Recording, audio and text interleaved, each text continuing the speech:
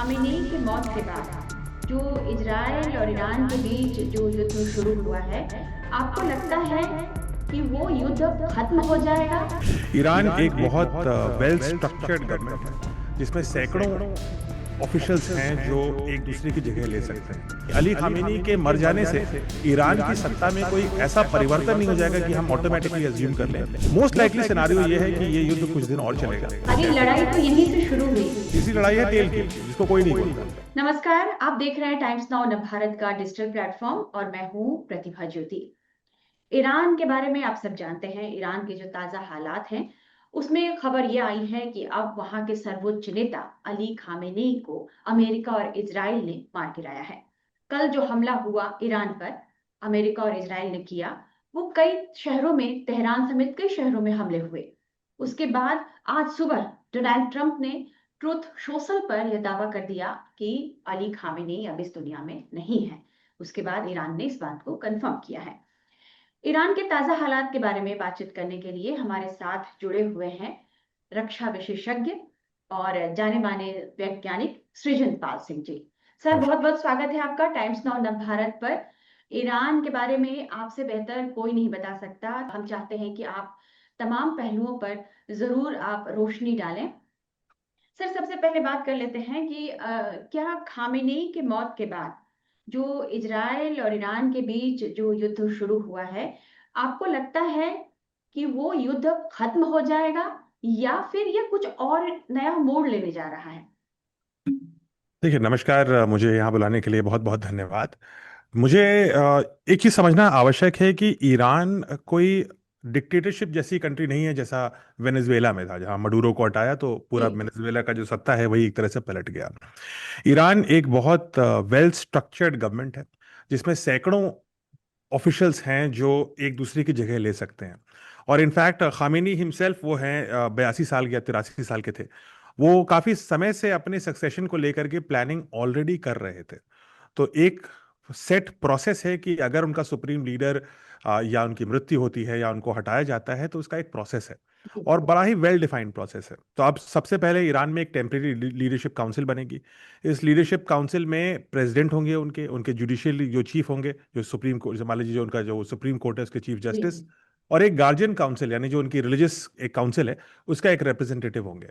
ये तीनों मिलकर के एक टेम्परेरी गवर्नमेंट फॉर्म करेंगे जब तक कि असेंबली ऑफ एक्सपर्ट्स, करीब 88 जो रिलीजियस क्लरिक्स हैं, उनकी एक असेंबली ऑफ एक्सपर्ट्स है, वो फिर उनमें से एक को बनाएगी, किसी को आयतुल्ला बना देगी, बेसिकली सुप्रीम लीडर बना देगी, वन ऑफ द आयतुल्लास को। और इस रेस में कई लोग ऑलरेडी हैं, उनके खुद के बेटे इसमें शामिल हैं, बेटे वो, मुज्तबा। जी। हाँ। मुज्तबा के लिए लेकिन एक चीज प्रॉब्लम यह है कि उनके पिता ने मृत्यु से पहले कुछ महीने पहले ये कहा था कि वो चाहते नहीं है कि हेरिडिटरी हो, मतलब फादर से सन पे पास ऑन करे लीडरशिप, ऐसा वो नहीं चाहते हैं। तो मुज्तबा के साथ एक थोड़ी सी ये प्रॉब्लम आएगी। एक दूसरे इंपॉर्टेंट कैरेक्टर होंगे इसमें हसन खुमैनी, ये जो खामेनी के पहले खुमैनी थे, आयतुल्ला खुमैनी, जिन्होंने जो जी। संस्थापक थे मॉडर्न जो ईरान की जो अभी गवर्नमेंट चल रही है उसके, उनके ग्रैंडसन है हसन खुमैनी। वो एक प्रोमिनेंट कंटेंडर होंगे।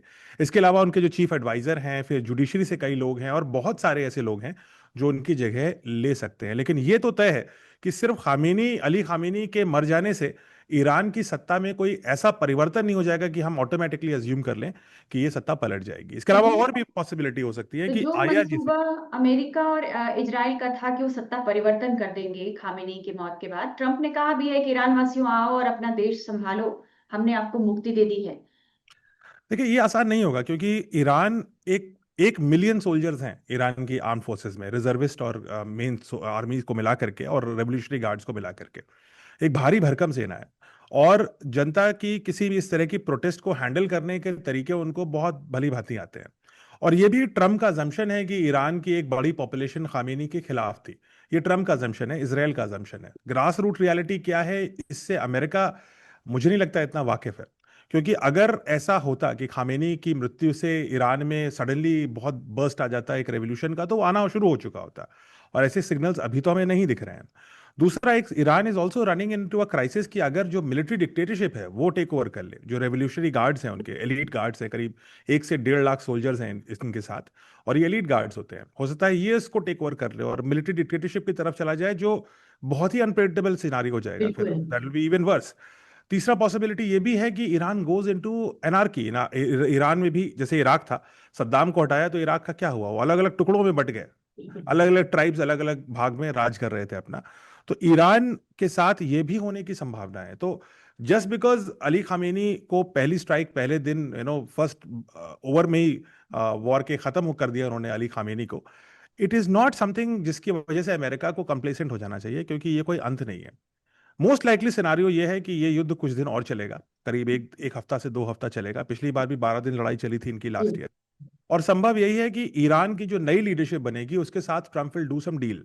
और डील उनकी 3 भागों पे होगी। दो को तो वो प्रत्यक्ष रूप से बोल रहे हैं, यानी कि लॉन्ग रेंज मिसाइल्स नहीं चाहिए उनको, ऐसी मिसाइल्स पे काम नहीं करने देना है जो अमेरिका या अमेरिका के एलाइज तक यूरोप में पहुंच सकें। पहला ये है। और ईरान की मिसाइल्स काफी स्ट्रांग है, हम ये देख चुके हैं पिछले साल भी और अभी भी हम देख रहे हैं कि ईरान की missile technology is quite good actually. और दूसरा जो elephant in the room is the nuclear.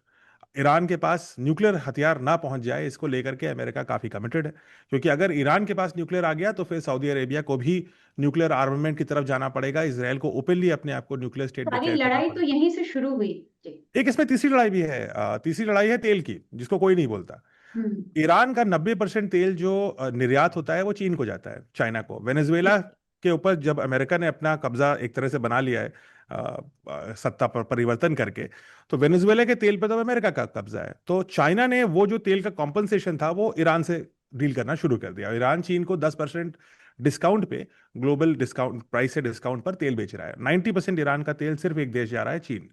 तो चाइना के ऊपर जो चाइना की एनर्जी डिमांड्स हैं उसके ऊपर भी अमेरिका एक नकेल कसना चाहता है।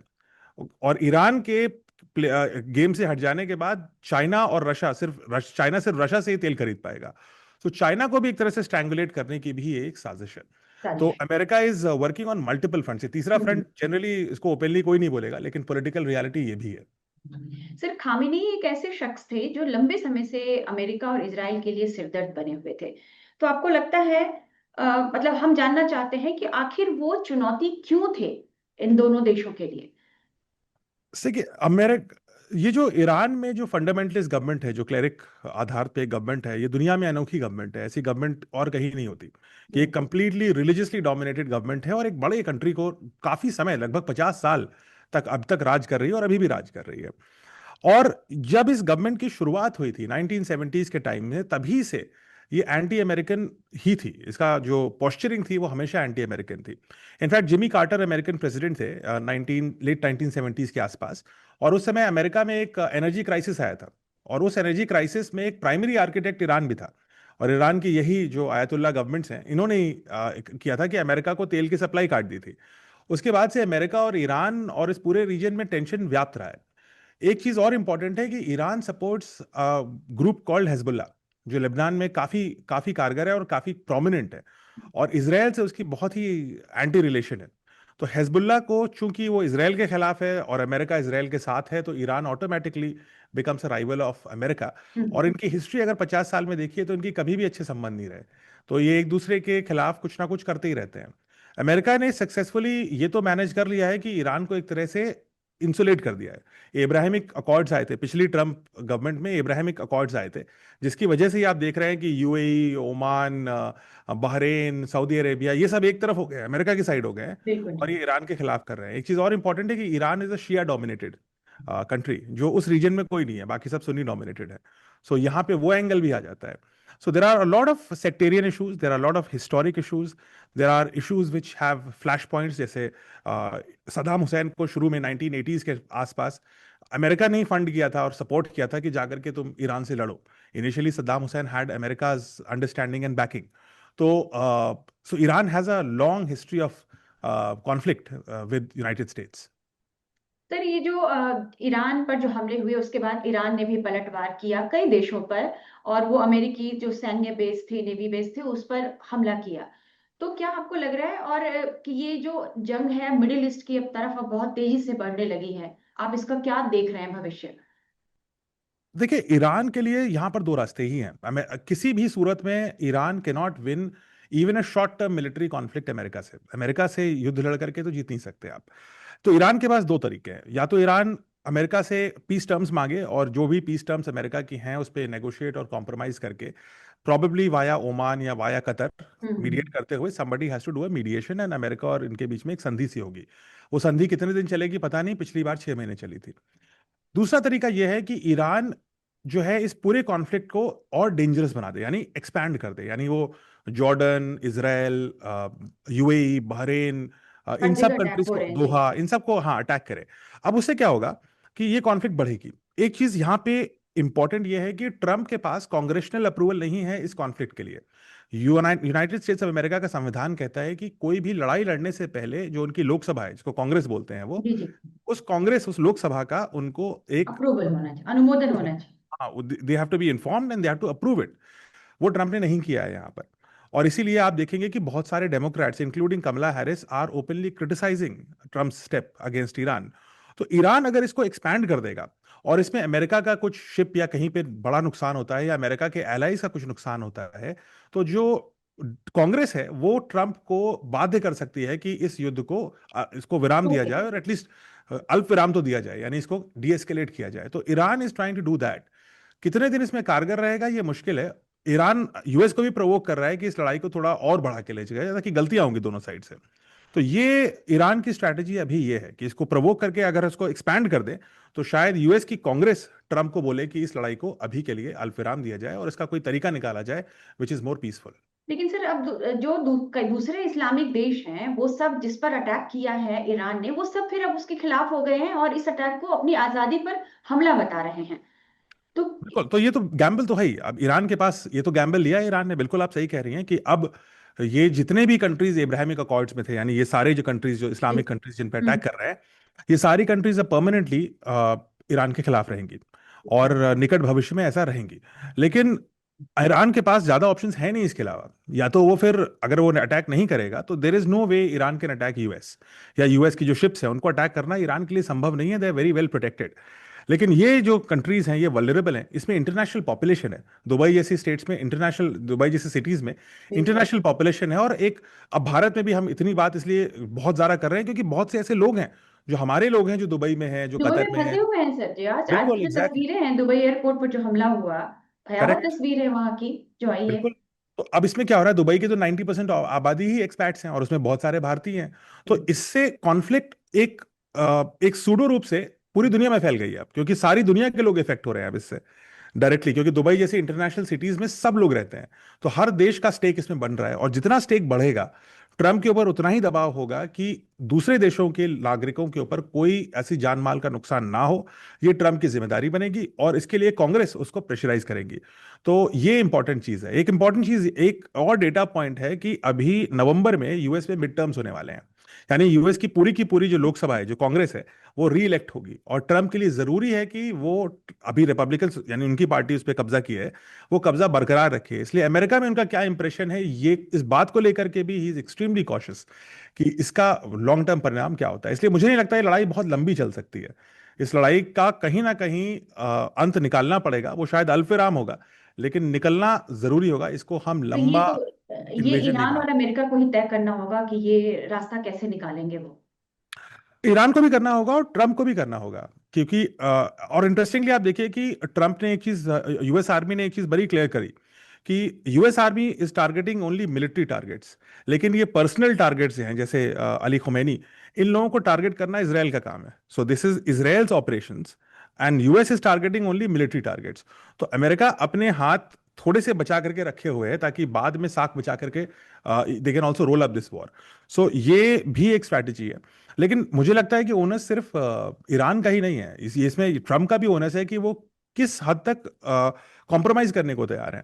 क्योंकि क्या उनका कॉम्प्रोमाइज, अगर ईरान ये कहता है कि हम न्यूक्लियर फैसिलिटी, जैसे सद्दाम हुसैन ने कहा था कि हम वेपन्स ऑफ मास डिस्ट्रक्शन नहीं बनाएंगे, और यूनाइटेड, ये जो इंटरनेशनल इंस्पेक्टर्स हैं वो हमारे देश में रह करके चेक कर सकते हैं कि हम कहाँ क्या बना रहे हैं।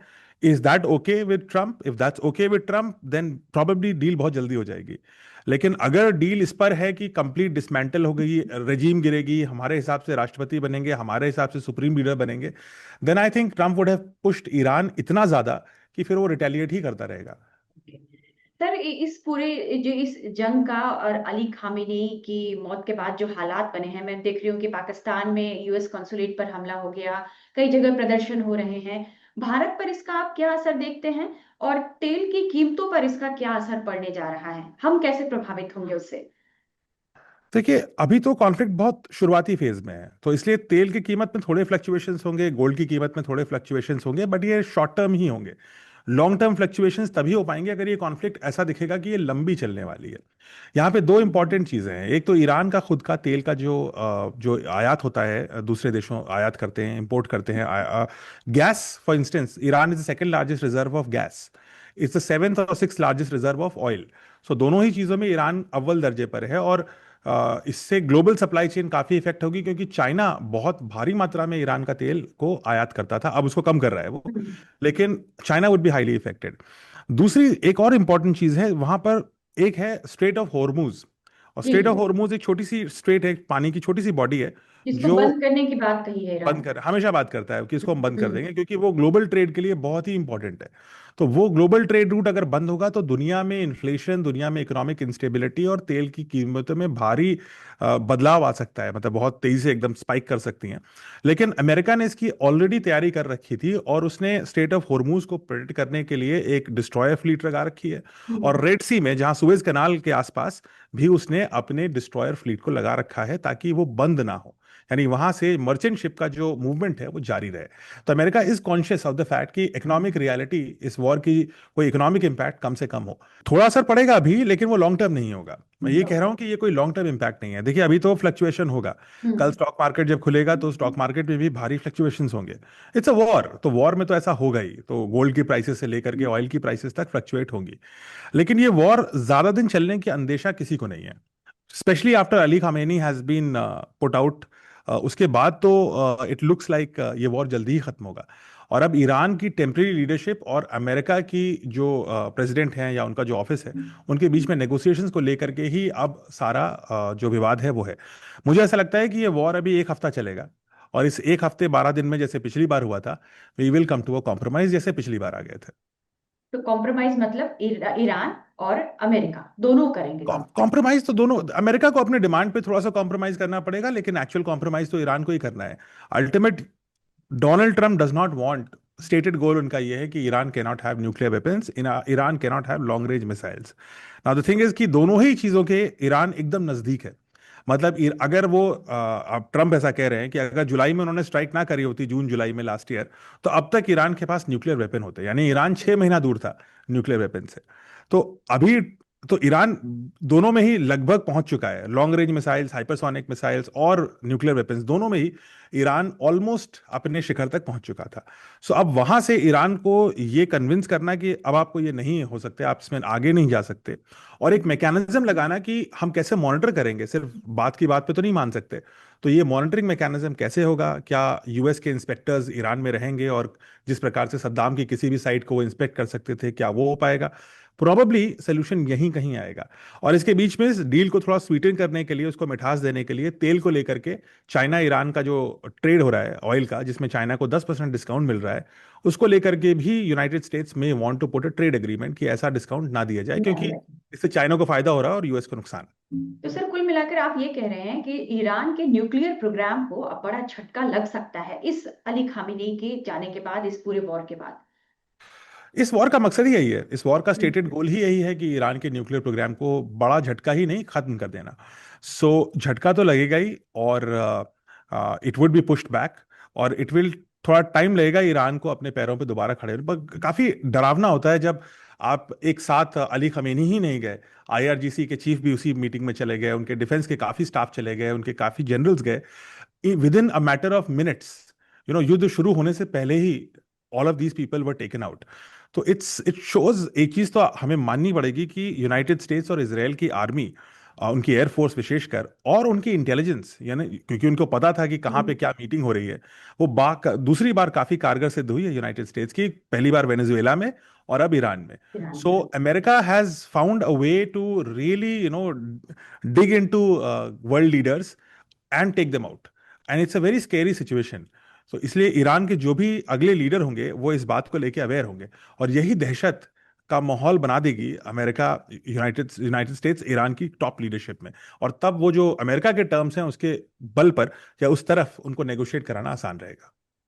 सर बहुत बहुत शुक्रिया बातचीत करने के लिए। सवाल तो मेरे पास कई हैं, लेकिन इसको जल्दी हमें इंटरव्यू को हमें पब्लिश भी करना है, इसलिए आपसे इजाजत चाहती हूँ अब। बहुत बहुत धन्यवाद टाइम्स नाउ भारत के डिजिटल प्लेटफॉर्म के साथ जुड़ने के लिए।